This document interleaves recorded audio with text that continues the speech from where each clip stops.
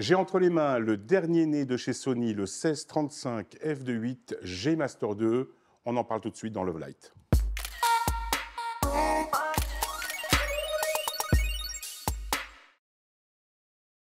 Salut, bienvenue sur Love Light. Aujourd'hui, on parle optique avec notamment le dernier né de la triade de chez Sony, le 1635 f2.8. Pour nous en parler, je reçois Fabrice Abuaf de chez Sony France. Bonjour Fabrice. Bonjour Alex, ça va? Ça va très bien. Salut Alban, tu l'as d'entre les mains, tu l'as déjà un petit peu... Je l'ai caressé. Tu l'as caressé, très Voilà. bien. Et alors, qu'est-ce que tu en penses? Bah écoute, c'est une série G, une bonne grosse série G avec le petit G Master. G Master rouge, donc ça veut dire que c'est un G Master. J'ai bien retenu, t'as vu la Fabrice, leçon là. dis-nous justement, G Master, Ouais, G rouge, G pas rouge. comment ça se précise, comment Alors, ça se présente? Dans la gamme Sony, on commence à avoir pas mal d'objectifs, plus de 70 maintenant. Il y a 3 grandes catégories, 4 on va dire. Le G Master, qui est le top niveau. D'accord. Ça sera du zoom à 2.8 quand c'est possible de faire du 2.8. Ensuite, ça sera de la focale fixe à 1.4, à 1.2 quand on peut. Voilà, ça c'est le G rouge, c'est G Master. D'accord. Le G, c'est une version alternative, on va dire, quand ça, au lieu d'être à 2.8, on sera à f4, sur des Ok. focales équivalentes ou à plage focale un peu plus longue, et sur des objectifs à ouverture un peu moins lumineuse, mais on est toujours sur du top haut de gamme en termes de performance, de piqué, de résolution. Et après, on va avoir du Zeiss. Aujourd'hui, on n'en sort plus trop, mais effectivement, ça reste des optiques de référence en termes de modelé dans notre gamme en monture. Et puis après, on a du Sony, qui n'est pas brandé spécialement, qui sont des optiques en général un peu moins chères, qui sont un peu plus légères, mais qui sont des fois très redoutables. D'accord. Donc là, aujourd'hui, on parle du Graal, enfin des Graal, puisqu'on en a d'autres. Des objectifs pour les pros. Ouais. Pour les Ouais. pros, d'accord. Alors, cet Extrêmement objectif super léger, Ah, très bien. incroyable. OK. On a donc il vient compléter finalement la gamme qui est classique des 24-70 et des 70-200 qui existent déjà en f2.8 en G Master 2, très important. Et puis là, ça vient d'arriver, ça sort en magasin. Là, on tourne actuellement en mi-septembre. Ça arrive dans les magasins bientôt, là. Fin septembre, commencera vers les premières pièces de cet objectif. Oui. D'accord, ok. Alors, alors moi, ce que j'ai retenu, et j'ignorais en fait ces détails techniques, tu viens de dire que le poids, effectivement, tu le trouvais très léger. Première impression. Et en fait, Je vais le monter d'ailleurs sur. Oui, vas-y, montre-le. un Pendant A7, que tu c'est- fais le montage, Fabrice, on va en parler. Je voudrais qu'on revienne sur l'histoire des moteurs magnétiques qui s'occupent de déplacer en fait les blocs optiques. Il y avait déjà donc des moteurs magnétiques auparavant, mais qui étaient un petit peu plus lourds, un petit peu plus gros. Et je crois qu'il y a eu un travail qui a été fait, notamment sur cette dernière génération. Alors effectivement, le 1635 G Master 2, c'est le troisième à être renouvelé de la gamme G Master, en fait de la fameuse triade. C'est-à-dire qu'on a fait le 70-200 G Master 2, on a fait le 24-70 G Master 2 et maintenant le 1635. C'est vraiment, voilà, avec ça, on a le sac à dos du pro. Ce sont les incontournables. Qu'est-ce qu'on fait? C'est vrai que c'était les premières optiques qu'on avait sorties en pro, avec déjà beaucoup d'avance technologique, puisqu'on avait déjà un moteur linéaire magnétique, le DD-SSM, mais qui était un moteur un peu gros, un peu costaud, D'accord. donc qui avait une place, on va dire, de façon un peu contrainte à l'intérieur de l'optique, donc des formules optiques aussi contraintes. Donc voilà, ce sont des objectifs de référence. Et là, la version G Master 2, donc après quelques années, ce sont des moteurs linéaires, nos fameux moteurs XD, Mhm. qui sont beaucoup plus petits, beaucoup plus puissants, beaucoup plus rapides. Et comme ils sont plus petits, en fait, on va pouvoir en mettre plus. D'accord. Donc, entre le 1635 G Master première génération et deuxième génération, on passe de 1 moteur DD-SSM à 4 moteurs XD. D'accord. 4 moteurs XD, 2 sur un groupe et 2 sur un autre groupe, donc des petits groupes de lentilles qui vont se déplacer de façon complémentaire. Ouais, d'accord. Donc ça nous permet d'avoir une formule optique complètement nouvelle.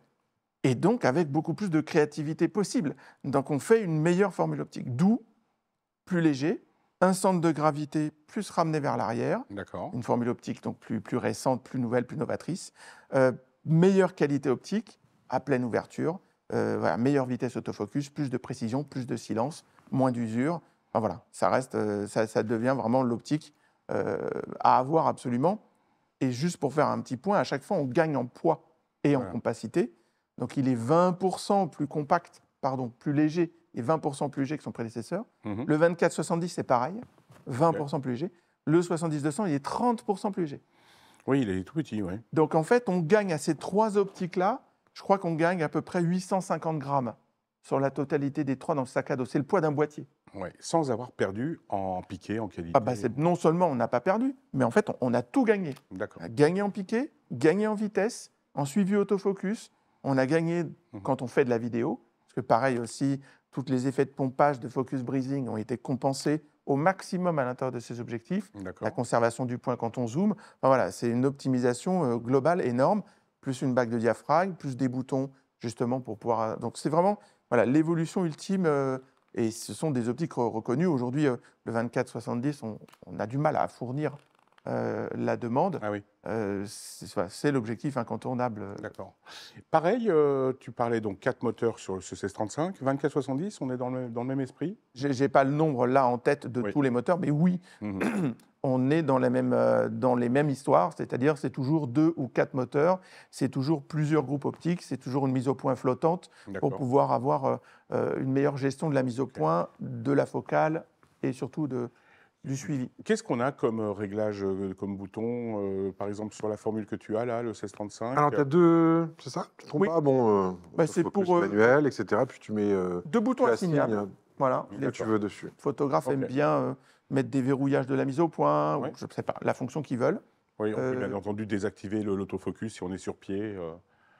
Par exemple, si, pour stable, éviter que ça pompe, oui. Voilà. Après, il y a la bague de diaphragme. Ah, Tout à fait. Ça, c'est quand même un plaisir à utiliser pour beaucoup de photographes. Là, oui. Qu'on 3 peut, bagues. qu'on peut bloquer, que l'on peut justement ramener tout aux molettes au niveau du boîtier, ou D'accord. pas, Ouais. que l'on Hop. peut mettre en décliqué. C'est-à-dire souvent en vidéo, on veut arriver à faire des effets avec un diaph et je ne veux pas sentir la vibration ni entendre le bruit du clic. Je la déclique, elle devient toute lisse. Ah, d'accord, Voilà. on peut faire ça. Voilà. Très bien. Oui, oui, d'accord. Des fonctions Ça, qu'on retrouve j'entends. aujourd'hui sur Voilà. tous nos objets. Surtout sur toute la gamme, très bien. Un petit mot, alors bien sûr, donc là, comme tu l'as très bien dit, on a ces 3 optiques dans son sac. Bon, on fait... Alors, je vais peut-être les montrer, les optiques, parce qu'on Bien sûr. en parle depuis tout à l'heure. Alors, Donc, on a donc notre 1635 qui est là. oui, Ensuite, ici, nous avons, je vais me lever gentiment. Ici, on a celui-là. et celui-là. Non, Non, celui-là. Je prends vers moi celui-là, on en parle après. Hop, hop. Voilà. Voilà. Alors, on a ici le 24-70. OK. Qui est là. Excuse-moi, Jérôme, pardon, je suis allé trop vite. 24-70 ici. OK. Voilà. Donc là, un 24-70 f2.8, donc dans la lignée. Idem, bouton de fonction. Pareil, de- même ergonomie. Voilà. Même ergonomie, D'accord, oui, très bien. tout à fait. Et puis Pareil. l'autre. Et ici, nous avons je vais le mettre dans l'autre sens. J'arrive. Voilà. Donc le 70-200. En F2.8. En F2.8 toujours, donc G-Master 2, encore une fois. Alors là, plus de boutons quand même. Hein. Il y a plus de boutons, oui, parce qu'il y a plus de modes de stabilisation et surtout sur les téléobjectifs, en fait, on a des réglages de plage de mise au point Exact. qu'on peut faire en proxy ou alors au-delà de 2-3 mètres. Pour gagner de vitesse au niveau Voilà, de l'autofocus. exactement. D'accord. Après, c'est aussi intéressant, l'objectif est plus gros, il peut accueillir des convertisseurs, voilà, ce qui est vraiment la particularité des D'accord. téléobjectifs. Ok. Alors parlons du prix de ces trois Oui. objectifs. Donc Alors, on a. Notre 1635 qu'on a ici. Ouais. Allez, à combien tu nous le fais? Alors ça, il faut que tu ailles en magasin pour voir à quel prix le revendeur. Voilà, c'est ça. On est sur un prix annoncé à 2 700 €. D'accord. D'accord, Prix donc- public. Voilà, TTC. c'est prix public, qui est le même prix en fait que le 1635 G Master 1 au moment où il était sorti. D'accord. Très bien. On est au même niveau de prix, donc c'est assez intéressant. Le 24-70 de 8 G Master 2, on fera 2400. 2004. Voilà. Ok. Et ensuite, le 70-200 de 8, lui, est aux alentours de 3000 €. Ok. D'accord. Très bien. Bon. Attends, donc, on est, tu m'as dit, sur le 24-70. Oui, F2.8, ok, oui. Oui. Très bien, je vais arrêter là. Et puis alors, tu nous as sorti un petit truc du chapeau. Ouais. Moi, je le trouve super, quelque part. On n'a pas forcément les moyens d'acheter un objectif 2.8, à 3000. voilà, et de mettre 3000 € dans un objectif. Celui-là, c'est un 70-200. Alors, F4, Oui. ok. On voit la différence, il n'y a pas photo. Ici, on a le 2.8 et là-haut, on a le 4. Alors, il y a une différence de poids. Il est super léger aussi. Génial. Alors ça, c'est une série G classique, on va dire, qu'on voit ici. Et c'est extrêmement léger. Voilà. Alors, c'est la première fois, effectivement, qu'on fait une génération 2 d'optique sur une série G. Ah, d'accord. D'accord, parce que le 70-200 f4, il était aussi première génération chez nous, il est sorti très tôt. D'accord. Donc, il fallait qu'on avance aussi. Et il est assez incroyable, celui-là. D'abord, parce qu'effectivement, on va gagner en compacité encore. Donc, il est plus compact que Oui. la série 1. Oui, beaucoup. D'accord. Alors, si tu peux le manipuler quand tu zoomes. Donc, Oui. il est plus compact, mais effectivement, il va quand même, malgré tout, sortir en zoomant. La D'accord. série 1, elle avait un zoom interne. OK. C'est-à-dire qu'elle ne changeait pas de dimension Oui. quand on zoomait. Donc là, ça permet d'être vraiment plus compact dans le sac, mais c'est surtout qu'en fait, au-delà des moteurs XD, de la nouvelle formule optique, etc., les ingénieurs optiques de chez Sony sont assez incroyables. Ils en ont profité pour mettre des choses en plus dedans. Alors, qu'est-ce qu'on met en plus? Sur ce 70-200 f4, je ne sais pas si tu vois marqué dessus, il est marqué macro Oui. sur son Ah nom. bon? Tourne-le un peu. Voilà. Tout à fait. Voilà. Il est macro. Il est macro, Alors, macro 70-200 1,5. macro. 1,5, d'accord. Donc, on part ratio à On est 1,1. Le pas rapport oui, à oui, 1 il est d'accord. quand même énorme. Mais pour de la proxy photographie et même de la macro, La macro. en tant que telle, 1,5, c'est énorme. À toutes les focales, D'accord. qu'on soit 70 ou 200, on peut avoir un rapport de grandissement de 1,5. On est à combien, le rapprochement? Tu Bah, as il une faut idée? regarder, parce Ouais, qu'effectivement, la quelques distance. centimètres, ouais. Ah non, tu es quand même un petit peu plus loin. Oui. Et en 200, tu commences à avoir quand même peut-être une Ah quinzaine oui, parce de que c'est à centimètres. 70-200, Voilà. je suis en train de réaliser, pardon. Donc, rapport 1,5 oui. à 70 On et parle à de ça 200. depuis Ah tout oui, à l'heure, oui, moi, oui, Alex. oui, Ça oui, fait un oui, quart oui. d'heure qu'on parle du. C'est vrai, mais qui Oui. êtes-vous d'ailleurs? Ok, d'accord. Donc, ça, c'est Les gens en génial. blouse blanche sont arrivés ici. Très bien, Ils sont parfait. là. 70-200 en macro. Voilà, donc 70-200 macro et voilà, donc avec un autofocus qui est extrêmement fin, extrêmement précis. Donc ça ouvre des portes assez intéressantes pour de la photo de nature, pour le voyage. On sait très bien que souvent, quand on va pas en montagne ou faire des photos, on aime bien le 70-200, mais on est toujours embêté dès qu'il faut qu'on photographie une fleur, Bien sûr. dès qu'il faut qu'on photographie quelque chose. Donc là, on a vraiment tout ce qu'il faut. Donc le 1,5 est énorme. Je vais prendre la place d'Alban quelques secondes dans faisant mon agitateur. Est-ce qu'on n'a pas un petit problème à ce moment-là d'équilibrage, le fait qu'il sorte? Ou est-ce qu'on est quand même... non, Alban, toi qui l'as dans les mains, ça va? Non, toi, non, non. Ok. Non, mais c'est une question.